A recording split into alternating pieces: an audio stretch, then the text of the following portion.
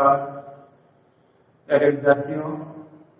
अपन ने पिछली वीडियो में देखा था कि जो नरेशन है उसमें अपन जब चेंजेस करते हैं यानी डायरेक्ट से जब इनडायरेक्ट बनाते हैं तो किस प्रकार से अपन परिवर्तन करते हैं उसकी थोड़ी लंबी सी श्रृंखला है, एक चेन सिस्टम है जो अपने को याद रखना पड़ता है। पहले वीडियो में मैंने आपको बताया था कि नरेशन में जब हम चेंज करने की शुरुआत करते हैं तो अपन सबसे पहला बिंदु देखते हैं जिसे टेंस चेंज के नाम से मैंने आपको बताया। टेंस में परिवर्तन किस प्रकार से किया जाए, टेंस में परिवर्तन करते समय अपने को क्या ध्यान रखना पड़ेगा उसकी मैंने आपको एक पूरी चार्ट बताई थी। इसी के दूसरे क्रम में जब अपन आगे बढ़ते हैं, टेंस चेंज जब पूरा कर लेते हैं उसके बाद जो दूसरा चेंज आता है वो है प्रोनाउन चेंज। प्रोनाउन यानी सर्वनाम बदलना। अब ये सर्वनाम या प्रोनाउन अपन किस प्रकार से बदले, इसके लिए भी अपने को एक टेबल चाहिए, एक प्रोनाउन चार्ट चाहिए जो मैंने अभी आपके सामने लिखा है। इस चार्ट को अपने को निश्चित रूप से 100% रूप से 100% इसको याद रखना पड़ेगा, वरना प्रोनाउन गलत हो जाएंगे।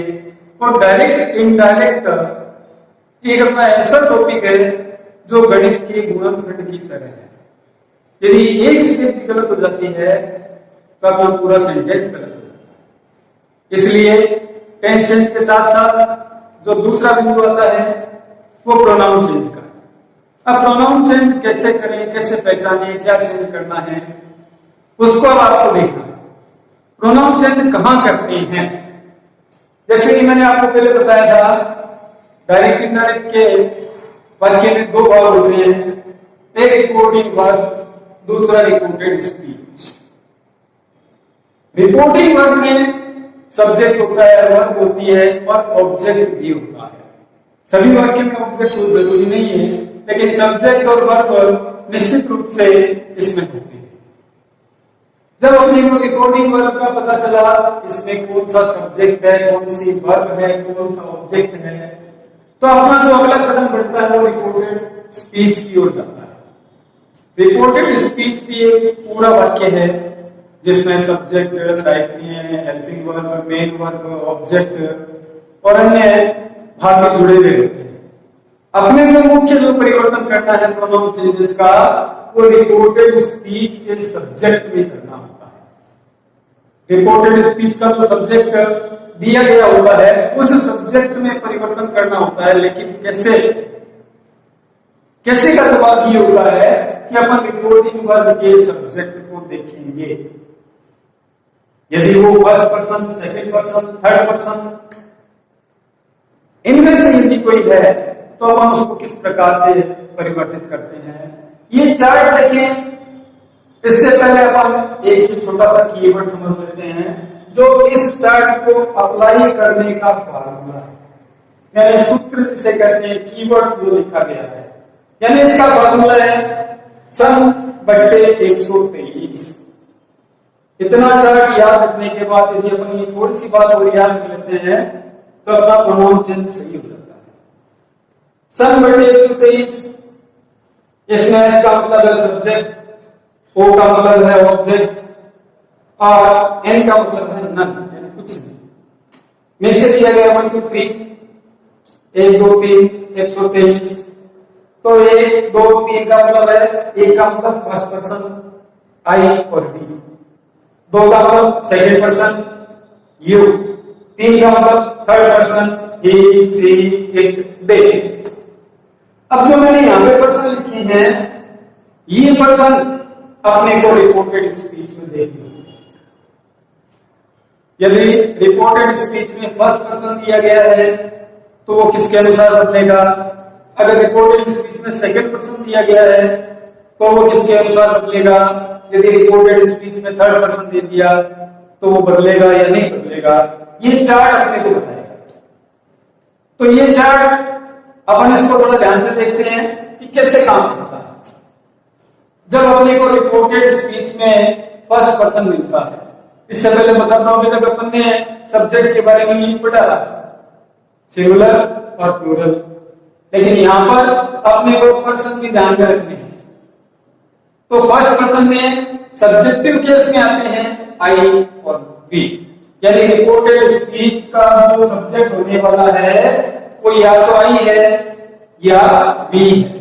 अब उसको अपने को इस सब्जेक्ट को देखते हुए, यानी ये रिपोर्टिंग वर्ब का सब्जेक्ट देखते हुए अपने को इस आई और वी को बदलना है। इसमें बदलने का जो क्रम है वो इस प्रकार से है, सब्जेक्टिव, ऑब्जेक्टिव, पजेसिव और रिफ्लेक्सिव।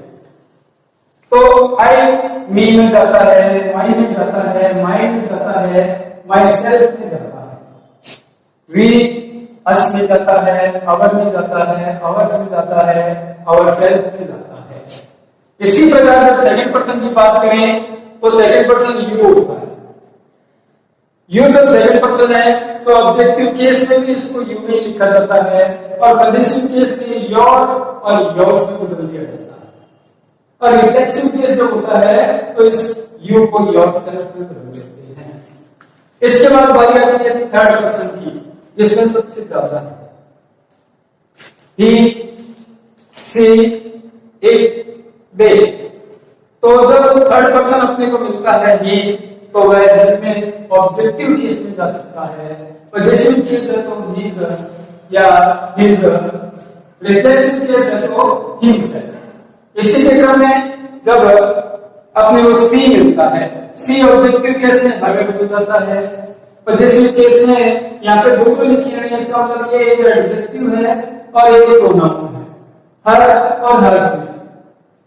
इट जब अपने को मिलता है तो ऑब्जेक्टिव केस में वापस इट में बदल जाता है और पजेसिव केस में इट्स में बदलता है और रिफ्लेक्सिव में इटसेल्फ में बदल जाता है। अंतिम इसका है दे। दे ऑब्जेक्टिव केस में दे में परिवर्तित हो जाता है, पजेसिव केस में एडजेक्टिव है तो दे बदल जाता है, प्रोनाउन है तो वो देयर से रह जाता है, रिफ्लेक्सिव में दे को। तो जब आपने प्रोनाउन चार्ट याद कर लिया, इसका एक छोटा सा फार्मूला सूत्र याद कर लिया, अब इसको अप्लाई कैसे करते हैं? अप्लाई करने का सीधा सा तरीका है, अपने को रिपोर्टिंग वर्ब और रिपोर्टेड स्पीच दोनों के सब्जेक्ट का ध्यान करना होगा। सेकंड पर्सन है तो रिपोर्टेड स्पीच का जो सब्जेक्ट है उसको ध्यान में रखना होगा, और जो रिपोर्टिंग वर्ब है उसके ऑब्जेक्ट को भी ध्यान में रखना होगा। तो अपन देखते हैं इसको अप्लाई कैसे करते हैं। सन बट्टे 123, यानी इसको अप्लाई करने का तरीका ये है कि यदि रिपोर्टेड स्पीच में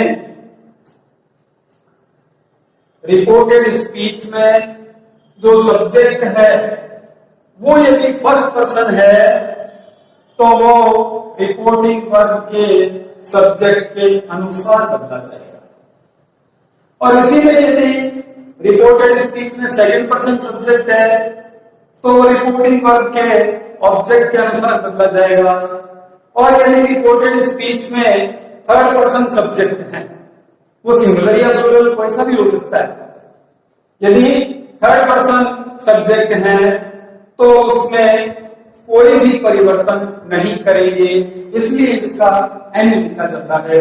ओ for object second person, S for subject first person.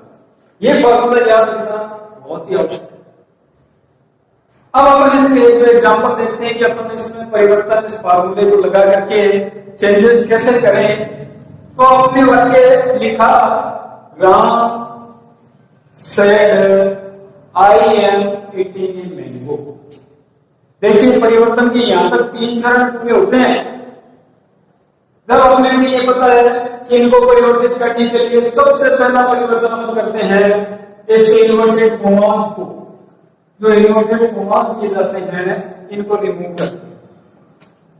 Second stage जो आती है वो इन दोनों को जोड़ने वाला जो कनेक्टिव है जिसे कंजक्शन कहते हैं उसका उपयोग करना है। जैसे मैंने बताया जो साधारण वाक्य है उनमें अपन दैट का उपयोग करते हैं कनेक्टिव के लिए। तो Ram said I am eating mango, ये डायरेक्ट का एक वाक्य है, इसको इनडायरेक्ट में बदलते हैं, यानी जब मेरे से चेंज करते हैं तो कैसे करते हैं। दूसरा बिंदु आता है अपना टेंस चेंज का।